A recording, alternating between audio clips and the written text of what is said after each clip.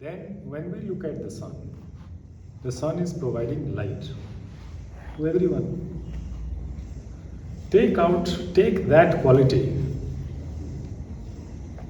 The sun is because the sunlight, somebody is able, it's not dark, somebody is able to see roads and being guided. Do I, in whichever way I'm living my life, am I a light to someone else? Knowingly, unknowingly, consciously, unconsciously, am I useful to someone? I have to have light first, I have to have the connection. Sun salutation, doing thousands of rounds. Have I invoked the energy of sun by doing it? Thereby, I am the guiding force, not to be recognized or to approve myself, I am the guiding force of others. Not like that. The sun does not know that the sun is guiding. So the sun doesn't have an ego. Hey, 6 billion people, I am providing light. How great I am. Sun has no clue. The flower does not know how beautiful she is. The rivers, they don't know that they are quenching so many people's thirst. But we know. I have been guiding so many people, nobody listens to me. When we attune ourselves with this highest energy, we don't know that then things will start to happen through you. You will not know that you have become a guiding light or in whichever way. And not necessarily we have to mystify it and unnecessarily spiritualize it.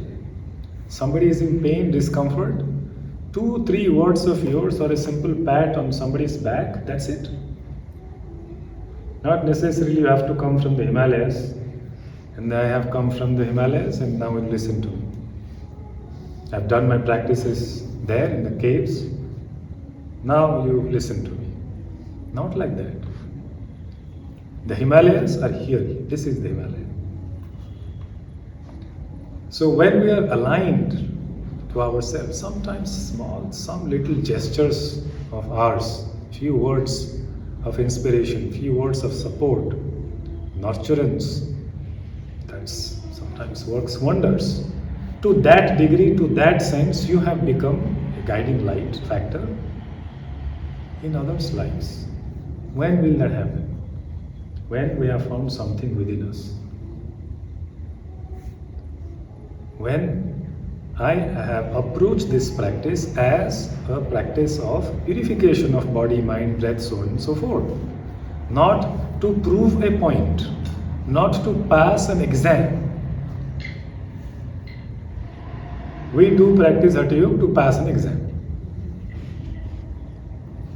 And in that exam, what is seen, apart from many other things, how you are guiding people, how you are saying do this, do that, and this and everything, that is what is seen.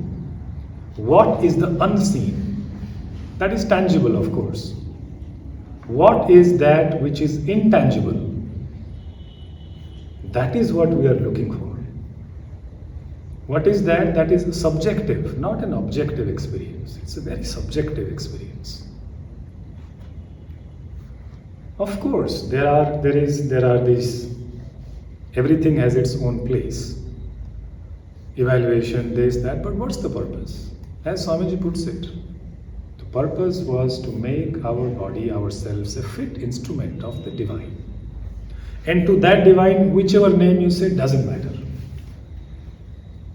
Say God, good, Brahman, this, that, light, river, waters, whatever it is that makes you feel connected with something higher and pure and sacred.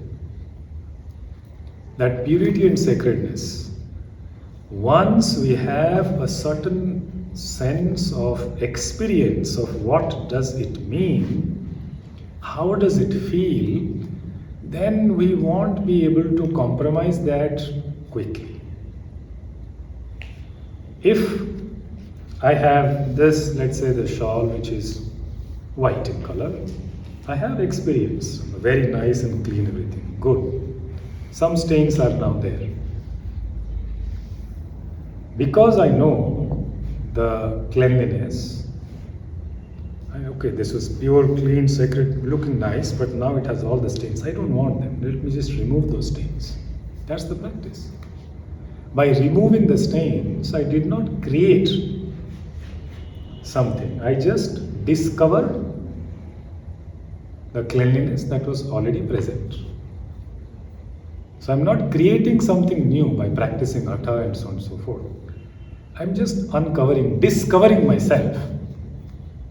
And for that, I need to have a very, very well, loving, nice connection with myself, where my practice is not for performance, not for evaluation, not for proving a point to somebody that I can also stand on my head even if God has given me 2 legs. It's not for that. It is for absolutely for purification of myself, and then to be connected with that deeper, higher realm of light. Light of wisdom, light of love, light of peace, joy, whatever we say. If I am not connected to myself, what's the point talking about connection with the divinity? If I don't know myself, I want to know God, just that is just a sentence. So each and every move is oriented towards these steps and stages. Purification of my body. 5 people are doing the practice, my hands are here, I can't go there, and no, you go here and this and that. It's not necessary. Wherever I am, that's where I am. Slowly let the practice do its own work. Of course, a little bit of making an effort and then thereby being effortless, that comes later. But first accept wherever you are. This is my limit. Great. But because we have seen something, this is how it should be done and all of that, we already have a mental projection. So we are not there where we are actually are. We are already there somewhere else in our mind, and we just want to do that. Even when I'm doing this, in my mind, I want to do this. So I am not here in the now. I am here somewhere, and that becomes a struggle. Then that's not a worship anymore. That's not an acceptance anymore. It's a struggle. And everybody encourages you to struggle. Yes. And we like it, as if I have achieved something. It's an achievement. And then we say, before practicing yoga, I was here. After practicing yoga, I am now here. Is that an achievement? Could be. To different people, they have a different ways of measuring their achievements in life. Okay, somebody probably who had low self-esteem, low self-confidence, and by doing this they feel more confident. Great, but then attitudes, we are talking about the attitudes. Attitude of worship. So what, I'm here, no problem. This is how it is. Even in this state, let me be in tune with something deeper than this. Otherwise, this becomes a set of mechanical postures, and we become experts in mechanics. This way, that way, this way, that way, and life remains miserable.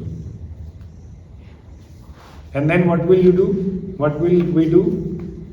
We give you a 2-day feedback. After you have done your Hatha practice, I will give you 2-day feedback. This was not good, this was not good. This you could have done this way, this you could have done that way. Where are we? And this poor person sits here, struggles and suffers. Why did I do this?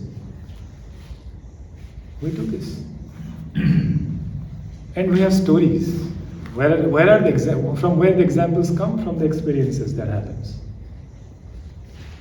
It has its own place, but there is a deeper attitude. There is a deeper reason, purpose behind I am doing this. When we learn, we have these attitudes in our own practices, then in our presence, the students would feel your love. the students would be able to feel the attitude of worship and surrender in your presence. That's what they are, that's why they are there for, not to learn a technique. You can learn the technique. I mean, 1 month you can learn all the techniques, physical postures. Doesn't take time. Spend 3 months, you will be able to do all the postures. Doesn't take time. 3-4 months. But then there are deeper purpose behind it. I usually give this example. You see our cows? Why do we keep cows? What is the purpose behind keeping cows? To get what? Milk, right? We all know. Cow dung comes for free. Cow dung also comes.